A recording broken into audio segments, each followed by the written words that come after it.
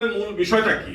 আমরা 1947 সালে যখন ভারত ভাগ হলো, সেটা দ্বিজাতি তত্ত্বের ভিত্তিতে ভারত ভাগ হয়েছে। এবং যদিও আজকে আমরা সংখ্যালঘু হিসেবে নিজেদেরকে বলতে চাই না, আমরা বাংলাদেশ হিসেবে বলতে চাই, কিন্তু ধর্মের কারণে হলেও কিন্তু আমরা সংখ্যায় কম। এবং আজকে দেখেন যে 47 সালে যখনই আমরা সংখ্যায় কম, এরপরে সেই 46-46 দাঙ্গার পরে তো যেগুলো হয়েছিল, সেটা 1964 সালে সমস্ত বাংলাদেশের সমস্ত অঞ্চলে ব্যাপকভাবে হামলা হয়েছে, দাঙ্গা হয়েছে, বিভিন্ন কিছু হয়েছে। এবং 1971 সালে কিন্তু আমরা এটা ভুলে যেতে চেয়েছিলাম যে বাংলাদেশ স্বাধীন হলে হিন্দু মুসলিম মিলেমিশে সব একাকার হয়ে যাবে। কিন্তু দেখলামটা কি, এই স্বাধীন দেশে শুধু হিন্দুদের সম্পত্তি কিন্তু এনিমি প্রপার্টির তালিকায়। এই দেশে বাংলাদেশের হিন্দুরা কিন্তু শত্রু ছিল না, স্বাধীনতা সপক্ষের শক্তি। এরপরেও কিন্তু আমরা শত্রুর তালিকায় পড়ে আছি। তো সেই কারণে আমরা যদি নাও চাই, এরপরেও ধরেন বাংলাদেশে তো এখন রাষ্ট্রধর্ম ইসলাম এখন আছে, এটা তো ধর্ম নিরপেক্ষ রাষ্ট্র নাই। তো সেই দিক দিয়ে কিন্তু বাংলাদেশের মানুষের মধ্যে হিন্দু সম্প্রদায়ের বৌদ্ধ কিংবা অন্য যারাই আছে একটু হলেও হীনমন্যতায় ভোগ করে। তো আমরা যেটা চাই যে যেহেতু আমাদের জামাত ইসলামী দীর্ঘদিন ধরেই আমরা পরিচিত, এবং এই দলটার যেটা প্রচলিত যে রাজনৈতিক দলগুলো, সেই দলগুলোর মতো জামাত ইসলামী না। জামাত ইসলামের আমরা দেখতে চাচ্ছি যে জনগণের খেদমতকারী একটি দল। সারা বাংলাদেশে বহুদিন আগে আমি এক সময় গিয়েছিলাম, সেই সম্ভবত 1991 সালের নির্বাচনের সময় ফেনীতে। তো ওইখানে ইসলামিক ব্যাংক বাংলাদেশের ভাইস প্রেসিডেন্ট ছিলেন সেই মোহাম্মদ ইউনুস সাহেব। তো উনার ওখানে উনি একবার ইলেকশন করেছিলেন, সেই এলাকায় আমি একটু গিয়েছিলাম। ওখানে গিয়ে সমস্ত বাড়িতে আমরা ঘুরেছিলাম আমার সাংগঠনিক কাজে। উনি বললেন যে ওখানকার হিন্দুরা বলছে যে প্রত্যেকটি জেলে পরিবারকে ইউনুস সাহেব প্রত্যেকের জাল কিনে দিয়েছে। তা আমি বললাম যে কি জন্য? বলে কি জন্য দিয়েছে, আমরা গরিব মানুষ তাই দেয়। আমি বললাম ভোট দেবেন? কয় না। তাহলে তো ভোট দেবেন না। দেখেন, ভোটের আশা ত্যাগ করে তারা কিন্তু ভোটের আশা কিংবা প্রতিশ্রুতি যে আমরা ভোট পাবো সেইভাবে, কিংবা দেন আমাদের ভোট দেন, আমরা ক্ষমতায় গিয়ে আপনাদের সেবা করব, সেইটা না।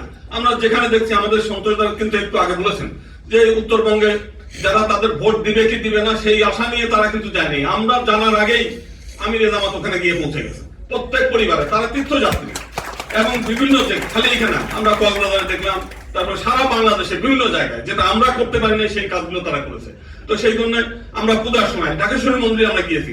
আমি যখন গিয়েছি তার আগেই দেখলাম যে জামাত ইসলামের কর্মীরা ওখানে কিন্তু মন্দির পাহারা দিচ্ছে সারা রাত ধরে। আমরা 1-2 ঘন্টা থাকার পর আর বিরক্ত লাগছে, থাকবো না। আমাদের ছাত্র মহোদয়ের সভাপতি অবশ্য ছিল দীর্ঘ সময়।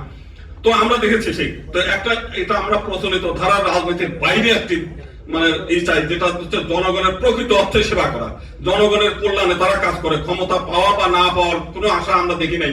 এটা দীর্ঘদিনের একটা পরীক্ষিত একটা দল। আর সবচাইতে বড় যে বিষয়টা দেখেন, একটা চোর যে সেও কিন্তু চায় যে তার আশেপাশের লোক যেন চোর না থাকে, তার চুরি করার জিনিস যেন আরেকজন চুরি করে না নিয়ে যায়।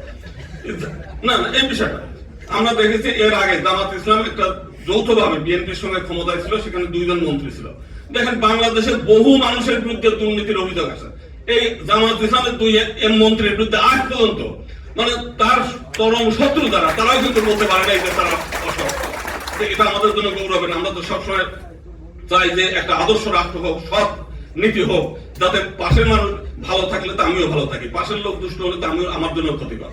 তা আমরা চাই একটা সৎ এবং আদর্শ একটা মানে সমাজ গড়ে উঠুক, এবং রাষ্ট্র ক্ষমতায় যারা বসুক তারাও যেন একটা সৎ আদর্শবান লোক হোক। এবং সেই জিনিসটা প্রতিশ্রুতি কিন্তু একমাত্র জামাত দেয়। আর কোন দলের রাজনৈতিক নেতারা কিন্তু বলে নাই যে আমরা একটা সৎ এবং আদর্শ রাষ্ট্র আমরা করতে চাই এবং সৎ নেতা চাই, এই জিনিসটা না। তারা প্রতিশ্রুতি দেয়।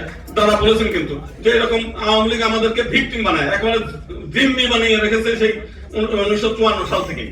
আমরা জিম্মি হয়েছিলাম তাদের কাছে। আজকে সেই জিম্মি দশা থেকে আমরা মুক্ত হয়েছি।